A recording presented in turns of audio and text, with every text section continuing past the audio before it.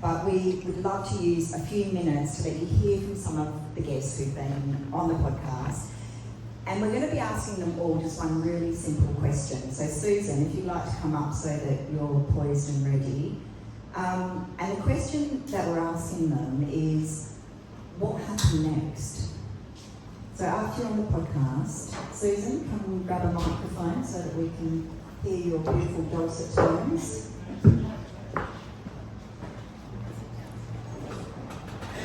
So, Susan, we don't want to give away too much of your story, but just say hello. Good evening, everyone. Tell us what happened after the podcast for you. Straight after, I felt fabulous because it was a great interview. But I got this email from a lady in Scotland, and she had heard the podcast, and she said she wonders if she could meet me over Zoom, because obviously, you know, the distance. And I said, yeah, great. So we set it up and everything, and I met this lovely lady. Her name is Lynn Mann, and she's an author. And she said, have you ever thought about writing a book? Because your story would be amazing in a book. And I said, well, funny you should mention that, but I've written over the years, 21 years, while I've been doing what I've been doing, and lots of pages. And she said, well, I'll help you put it together. So she is going to help me write my book, and she's hoping to come to Kenya in June, because that's where I live and work. I'm over there 3 months a year. So it was all very exciting. Thank you. So, really very powerful story.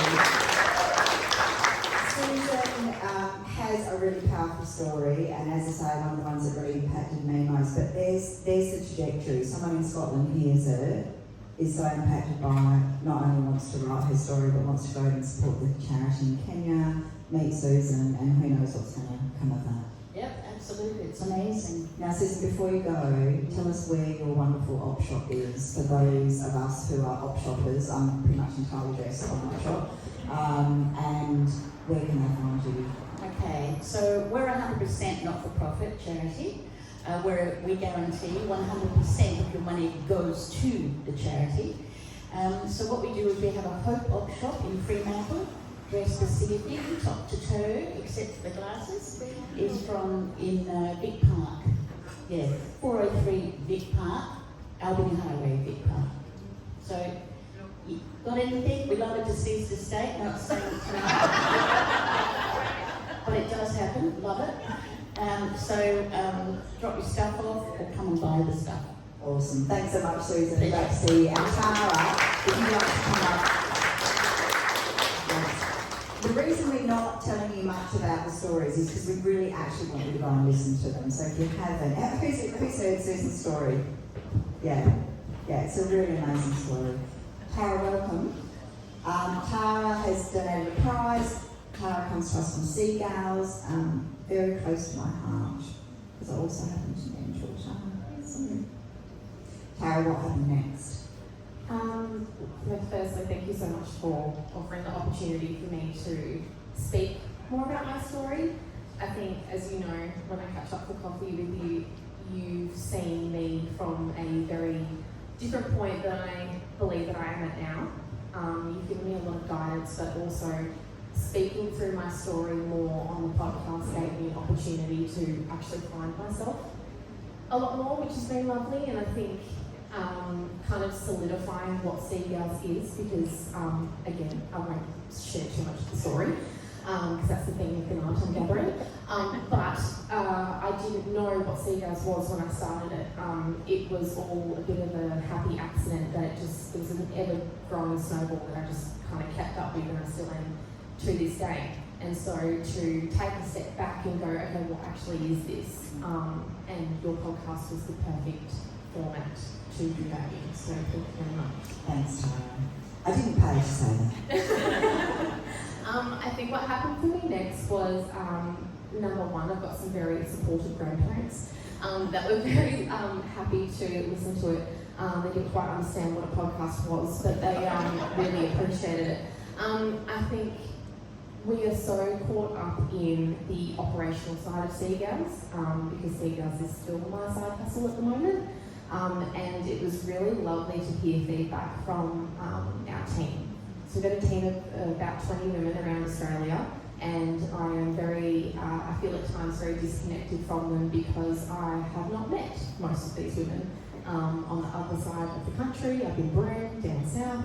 And so for them to hear more in-depth conversations about why we do what we do for women, it solidified, this is us, this is what we're doing. We're here for these women, we're here for us. I really want to keep going with this. That was really kind of what came out of it, which was lovely. Thank you so much, Tara. Thanks, Tara.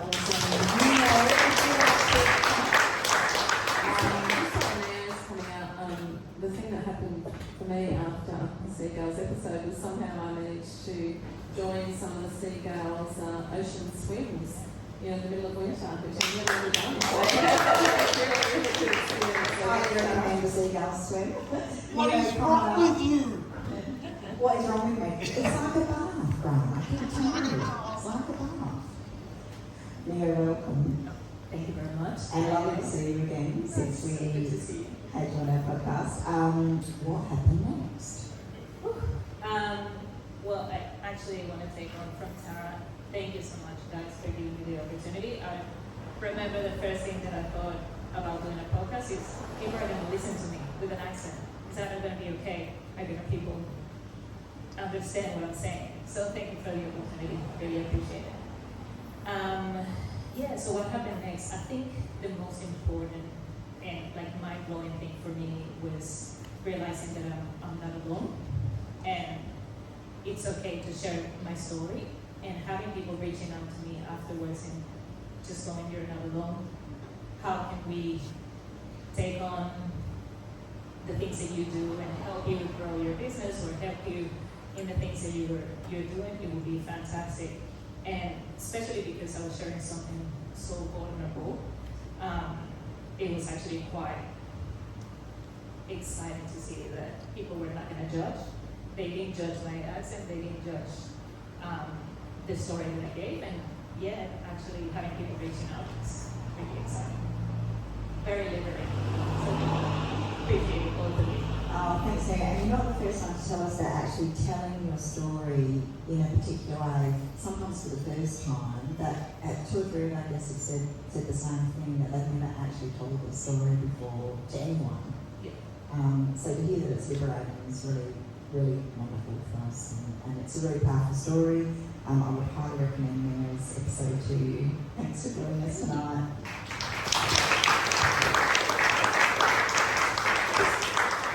Another example of, I guess, she wasn't able to make it tonight, but I did want to share what's happened since his episode, and that was Wayne Sankey, who was, he proposed to his girlfriend on the beach in Sri Lanka at Aragon Bay about 6 in the morning, and then about less than an hour later, the Boxing Day tsunami hit.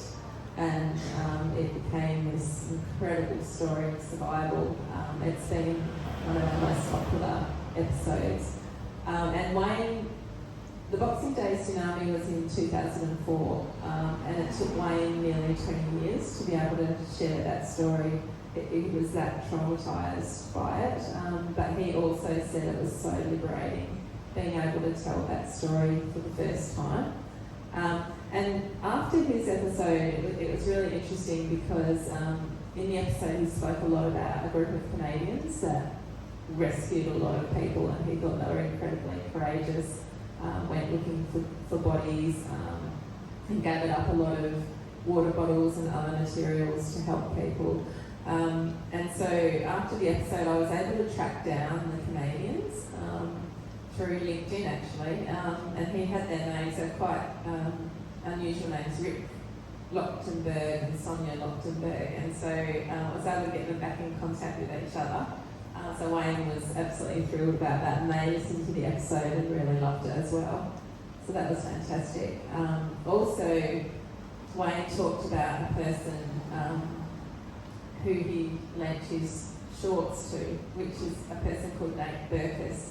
And Nate Berkus is quite a famous person in the USA. He's a famous designer, and his partner died in the tsunami, disappeared, and they were never able to find him. So his name was Fernando, and we were able to track down Fernando's brother, who is called Marcelo. And Marcelo goes, his mission in life is to keep his brother's memory alive. And his brother was an incredible artist, and he did weaving art. And so he goes around showing Fernando's artworks around the world. But he's currently doing a documentary, and he's gone back to Aragon Bay, and that documentary will be coming out soon. So he listened to Wayne's podcast and loved it, and soon there'll be a documentary called Woven Together about the tsunami as well. So it was really fantastic to have these things happen following the podcast about for Wayne. That's all the good 2.5 million followers that Nate's got, but you know, maybe one day Oprah will ask us. Come on, you never know. And the last guest that will get to come up tonight is Steve Cox. So if you want to come up here, Steve.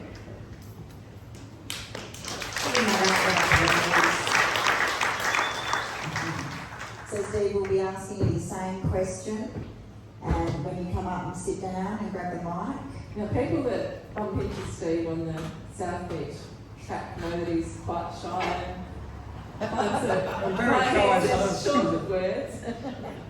And we've got permission to say, okay, Steve, stop now. We've got permission, haven't we? Thank you. But Steve, what happened next? Oh, Jesus Christ, what have you done to me? I didn't know I was the first. These two ladies, they were so professional when I walked in there. I was very nervous. I had no idea what I was going to talk about. And it just flowed. When they started asking the questions, it sort of just flowed.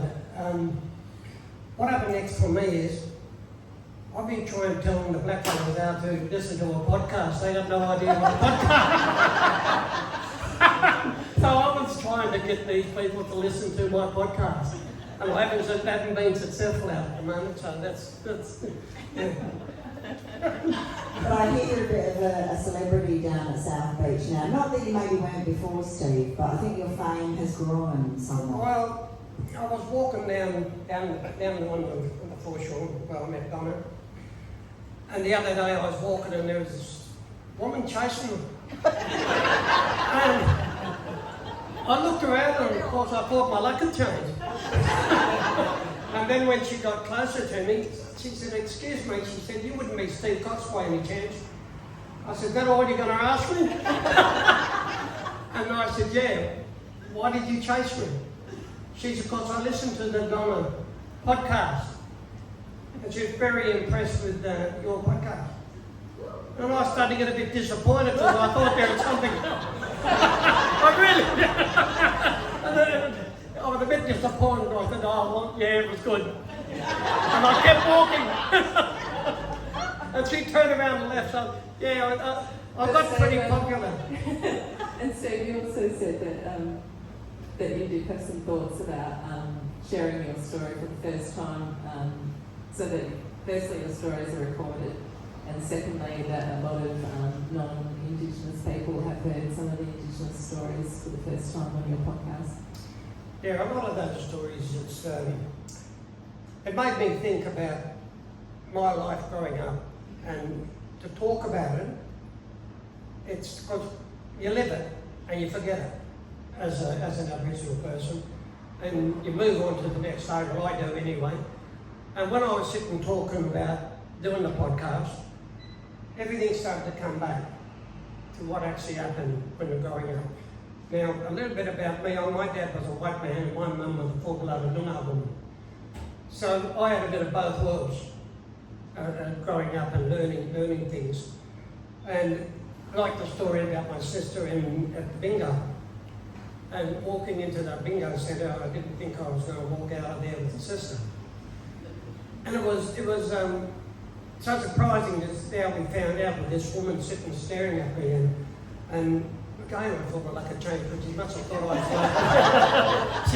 I was the most beautiful bloke in that all. But she kept staring at me, and when I got up at half time and walked over and I asked her, did I steal her husband's shirt? And she said, no. I said, well, do I owe you money?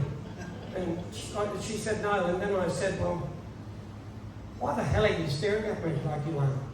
That's one of my pet hates. I hate people staring at me. And she just turned and said, I'm staring at you because you're my brother. I said, all black fellas are brothers and sisters, aren't we? But she said, no, you are really my brother. And she named my whole family, my mum and dad.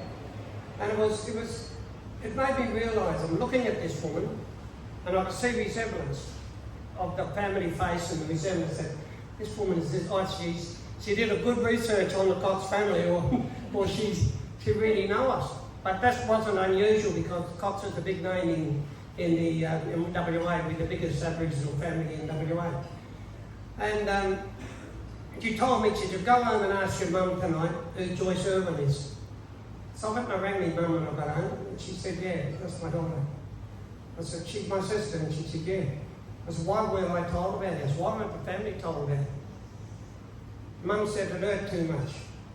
That she lost not only her, but a few elder kids as well. But it made me realise that what Stolen Generation has done to the Indigenous people. Because you don't realise until it happens to you. And when it happened to me then, and talking to these ladies about that night, what actually happened, and when I thought about it, I got to know it's this. I won $1,000 that night, and I took her sister home. So there's always something good coming out of it. And I never ever went back and played bingo again because I thought I might have found another sister. Another family member. So Steve has got some wonderful stories. Do catch him over pizza and in the break and over some music. Steve, thank you so much for coming on our podcast and for sharing what happened.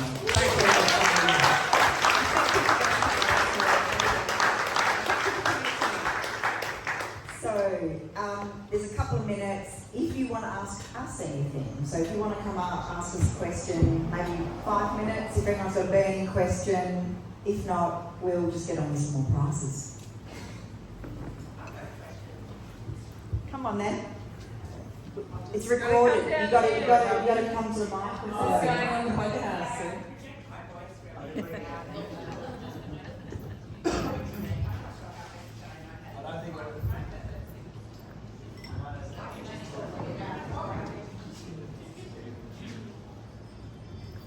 I think you both just started the second series, so I was wondering if you've changed direction in terms of your thinking and the message you're trying to project.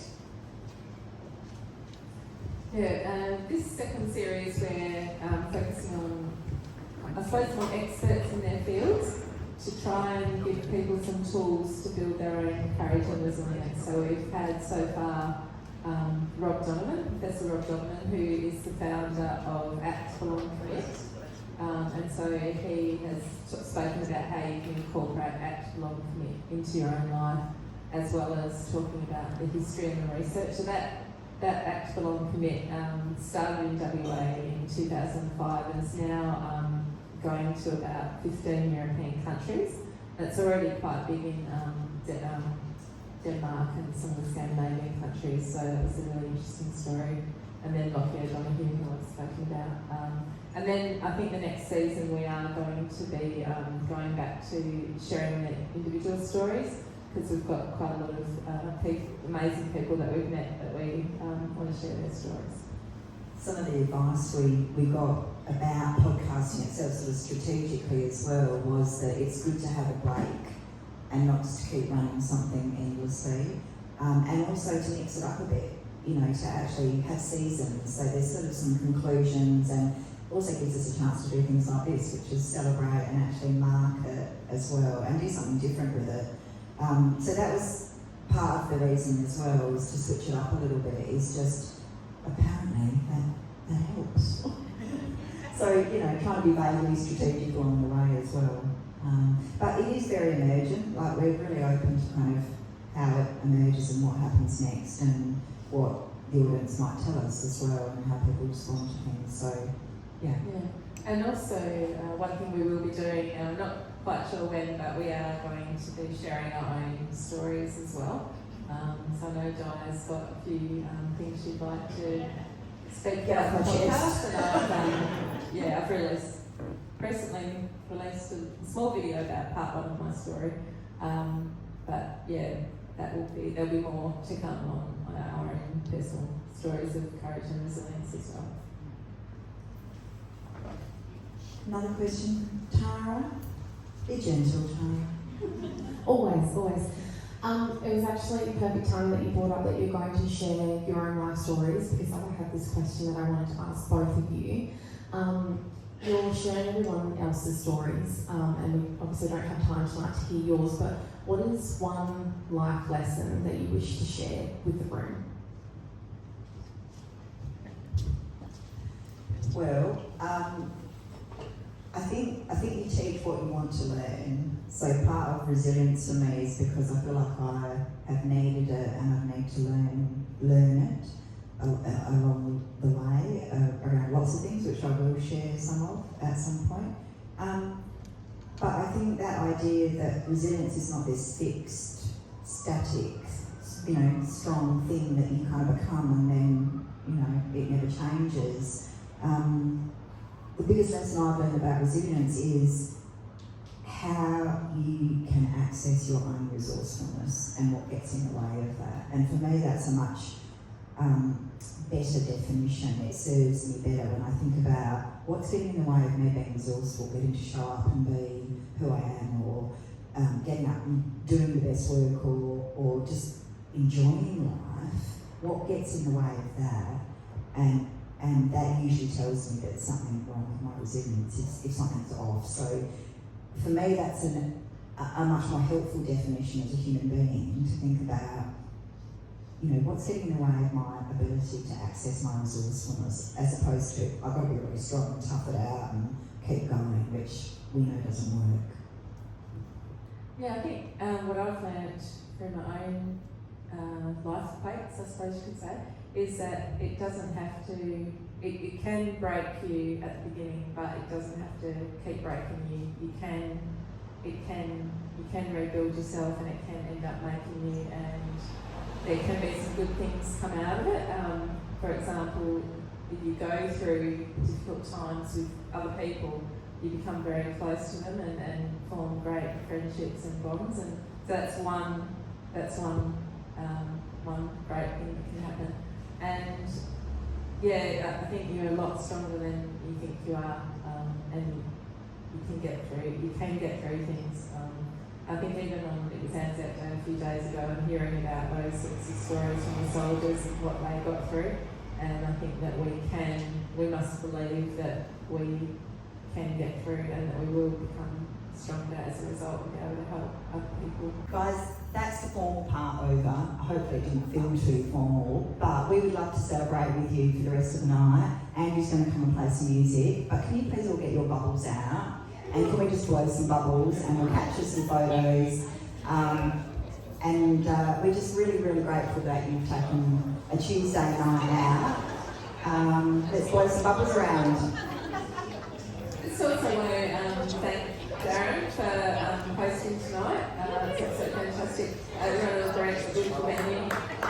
And thanks to everyone who helps as well. Freddie and Darren, Jackie, everybody. All right, let's have some music. Let's have a bit of a party and stay